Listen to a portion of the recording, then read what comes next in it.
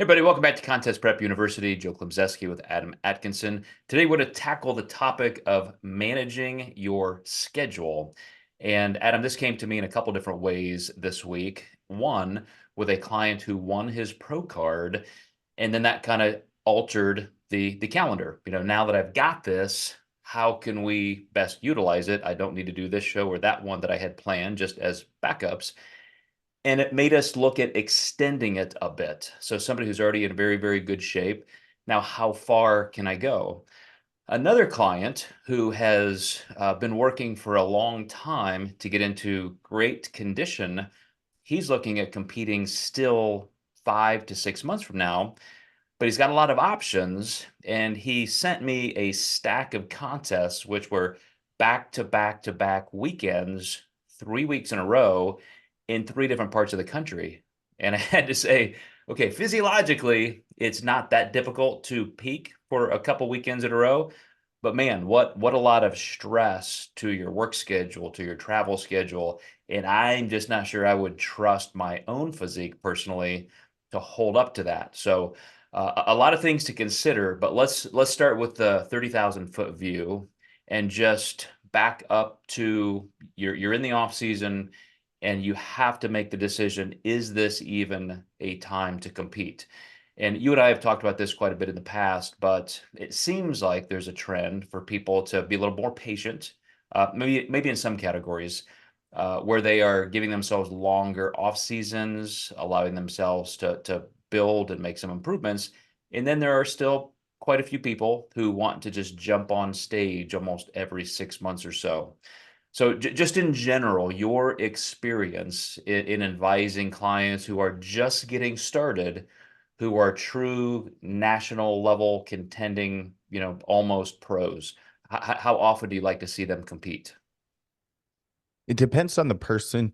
I think males can get away with it a little bit faster than females can. The hormonal recovery tends to take a little bit longer for women to even get to the point that they're actually progressing between their shows. Definitely in a natural environment, we will say. If you're getting those, endogenous hormones injected into you, you might be able to play with fire a little bit more. Um, but yeah, I think that for men, I at least like to see a year between contests, and most women a year and a half to two. I know that's not the most popular thing, but with how competitive it is nowadays for these people who are wanting pro cards and wanting to win pro titles, they definitely need more time off. Mhm. And so I would say, just starting with a good off-season approach and a proper length is key. Now, that's where it's hard is sprinkling the goals in between, like what are the goals in that long period of time, just to keep it spiced up and keep it exciting for the client.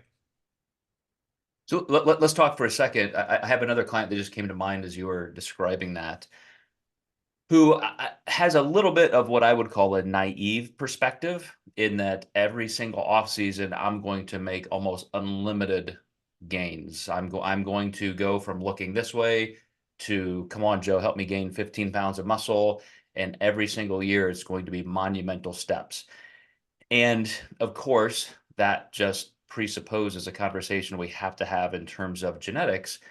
But even when I have shown people photos of clients, including myself, who start out at a particular place in their contest history, and then 10, 15, 20, sometimes even 25 or 30 years later, they look like they have gained a substantial amount of muscle and just muscle maturity. Their overall look and shape is tremendously different.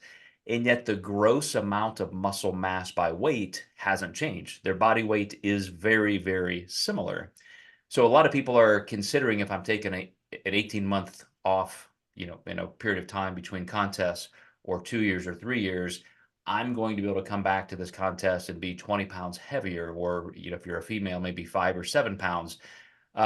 First, let's leave the enhanced PED using crowd to the side. But if we're just looking at apples compared to apples, how do you have that conversation with clients about what they're really looking for in terms of a prolonged off season?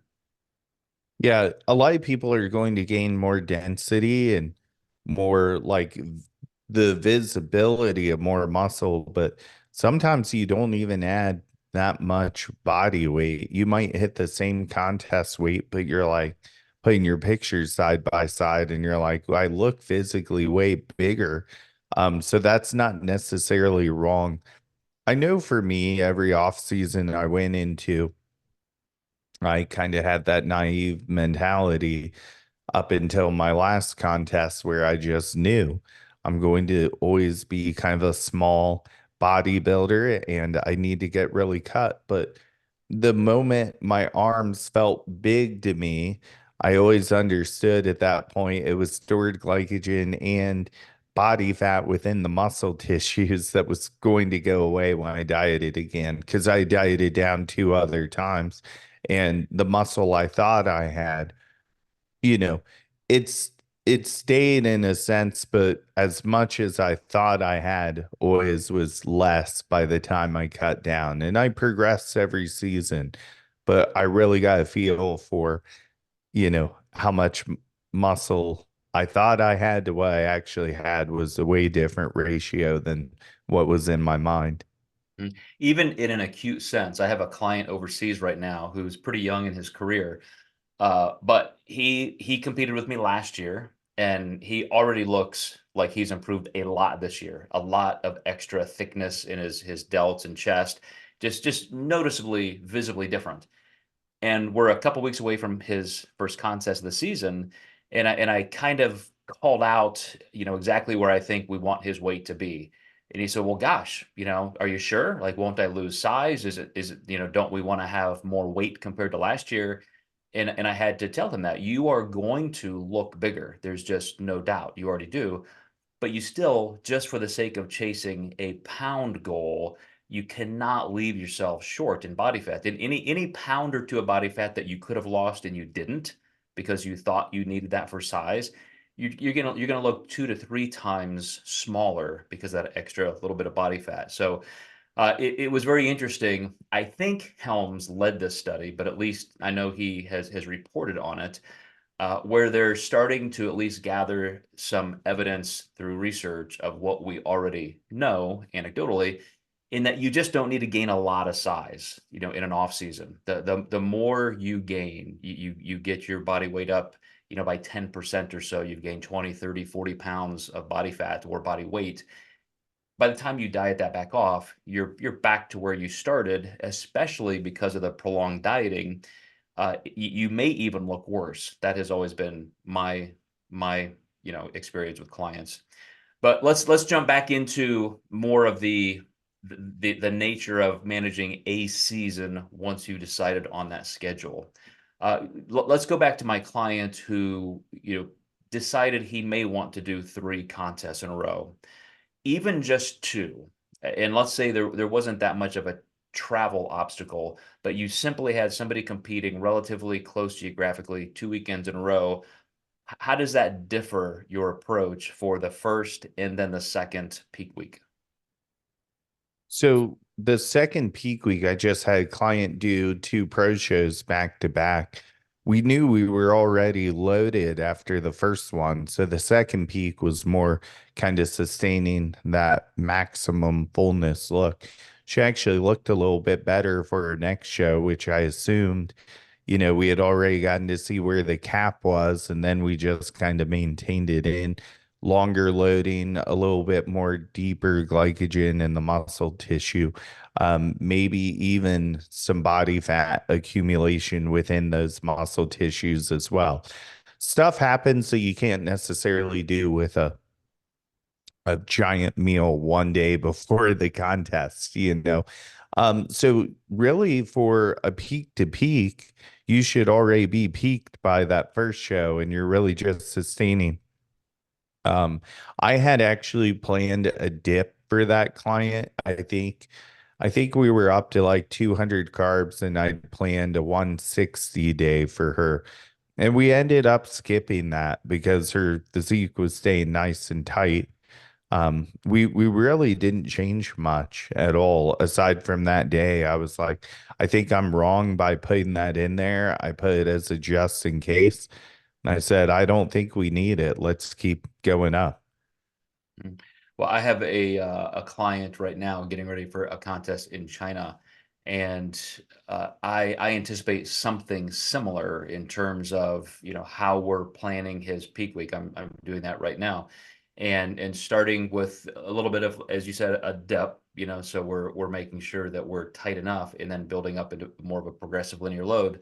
But if he were to do a second contest, just using him as a hypothetical, I would think, okay, I've gone through this peaking process, and as you said, he is now glycogen loaded the day of the contest. Uh, always probable that that person is going to be a pound or two higher on the day or two after, even if they're not doing any kind of celebratory meal. And so I would expect, as you said, we're going to probably have to do a little bit of a washout phase, not a complete depletion, but dropping back down a little bit, see if we can recover a nice level of tightness, and then see if we're walking that back up. But that can be how easy it is. And my point to, when you are paying attention and governing and managing your peak week with an eye on homeostasis, moving all of those variables, water, sodium, potassium, carbs, etc., to a nice steady loading phase, there aren't a lot of backlashes to that you have to try to recover from. It's just managing the glycogen storage again, and deciding where you want to be, next in that upcoming week. But to your point, what if somebody doesn't really see that gain? They were just pretty steady, still super lean the next day. You may have done some kind of a progressive linear load for that first week. Then the second week is more just linear, just holding that. So in that case, whether it's the first peak of this contest season or a second back to back, do you ever see that you're just writing that line too close? Like day to day, things are just not changing, and you feel like you're right at maintenance. Do you feel you need to make a change so that you just know that that person is on the upward swing into the show, or do you just manage it completely day to day, very linearly?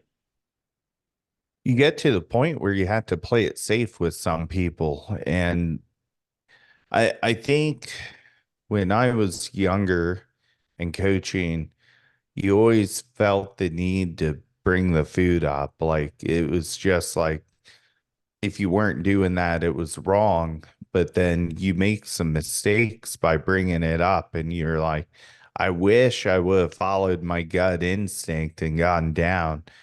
So it really depends. And there's still times, as a coach, you will question, like, should I go up here or not? And the moment you spill a client over is when you've lost, So I'm usually a little bit more cautious on that. I always say if I don't see it, I don't trust it.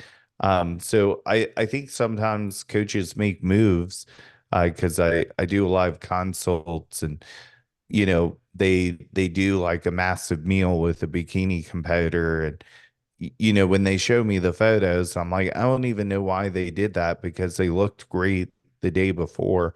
I think they were just trying to, just really overfill the basketball with air, so to speak, and like make something that's not there happen. Like this client had small glutes, giving them a burger and fries wasn't going to make the glutes that they don't have finally appear overnight.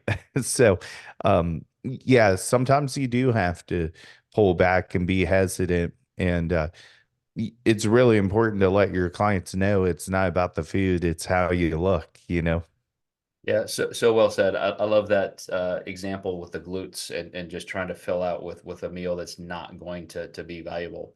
I have a client that I just worked with for the very first time, and just great potential, incredible physique.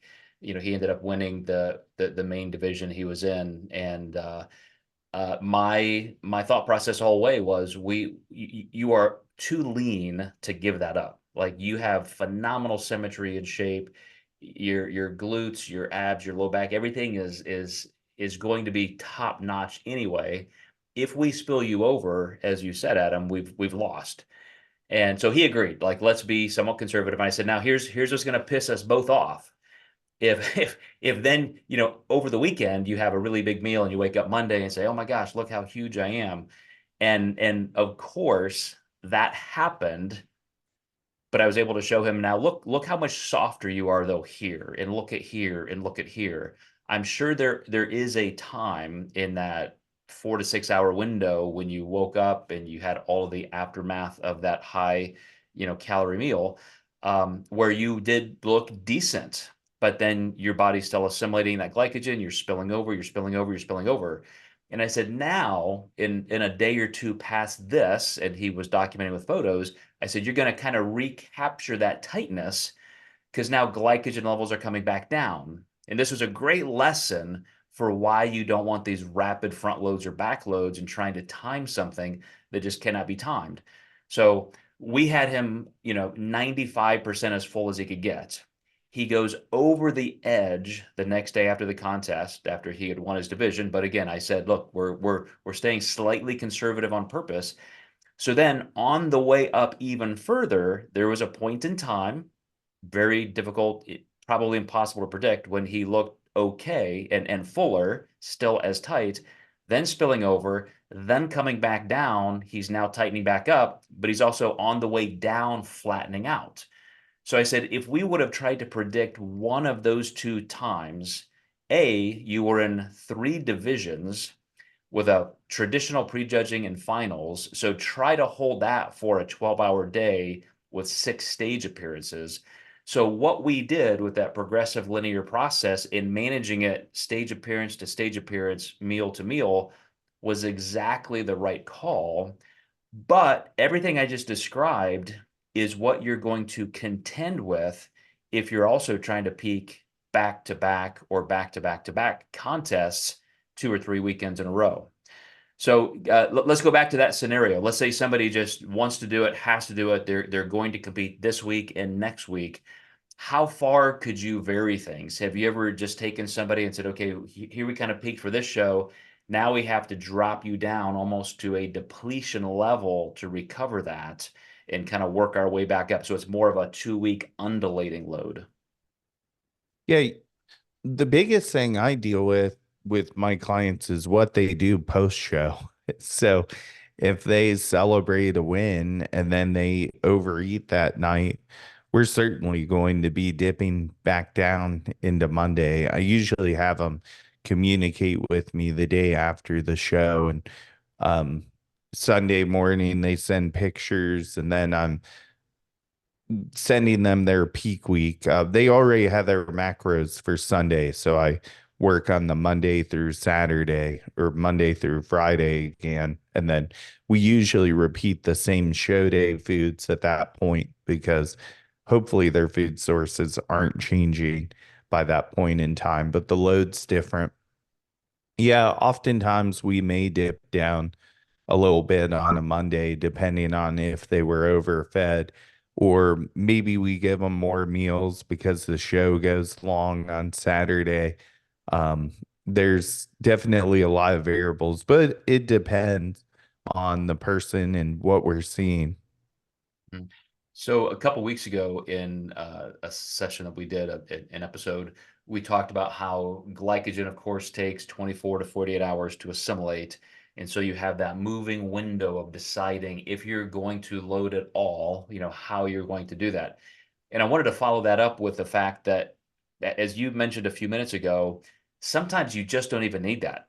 Some people look their best, typically slow metabolic person, maybe slightly endomorphic, and they just do fine with a bit of a hypocaloric diet. I mean, you don't have to, as you said, have that massive fill out at the end. That's a novice coach who thinks everybody has to go through that.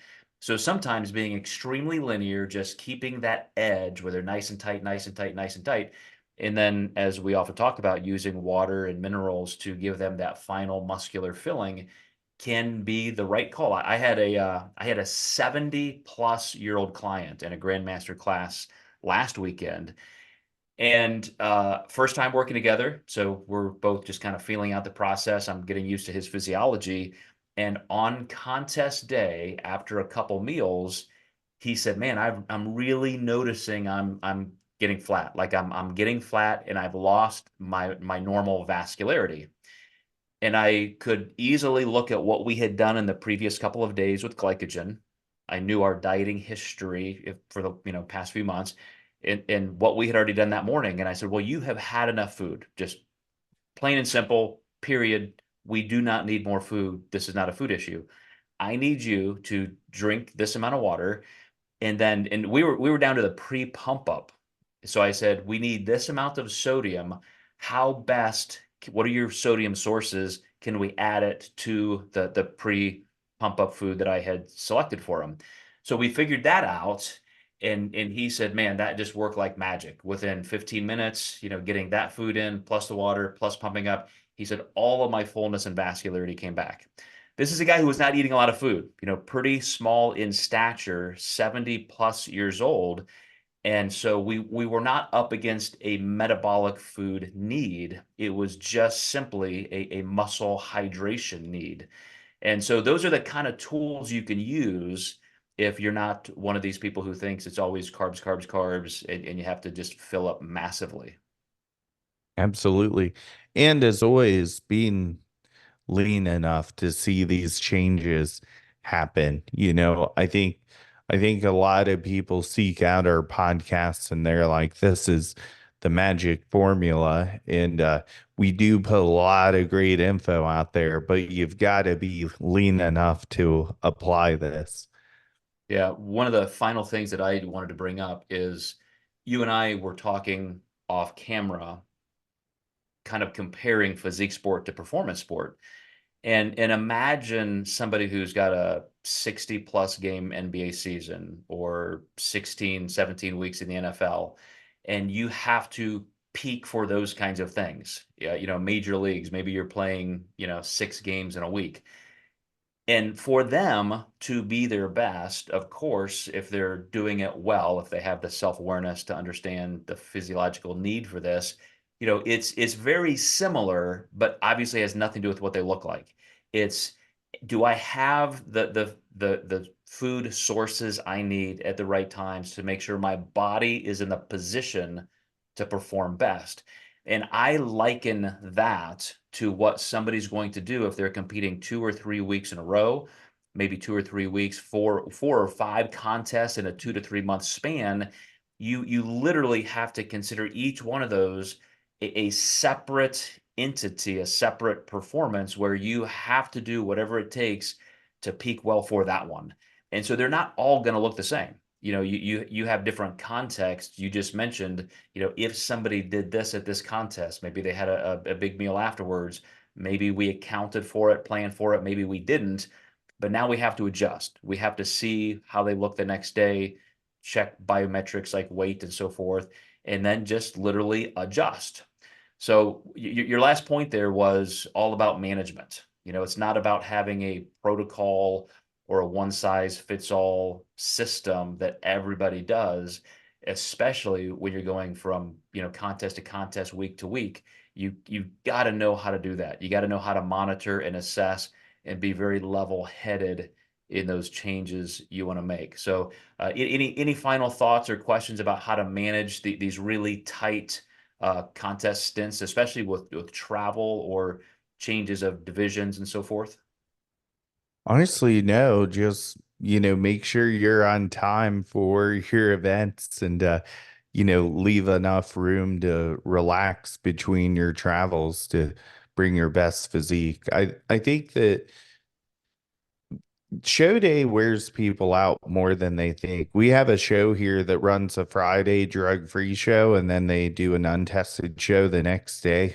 I had a coach of mine who had clients in both, and to have two bikini girls be in tan and makeup for about 12 hours, 2 days in a row is a lot. It looks good on paper, but just be aware how much show day actually can take out of you.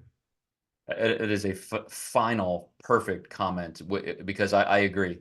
Uh, you don't even think in terms of if I have to smash my normal workload into these 3 or 4 days, jump on a plane or jump in a car and travel here and do this, something seemingly as innocuous as those tanning and hair appointments and so forth. You have family obligations. Really, really, really think hard.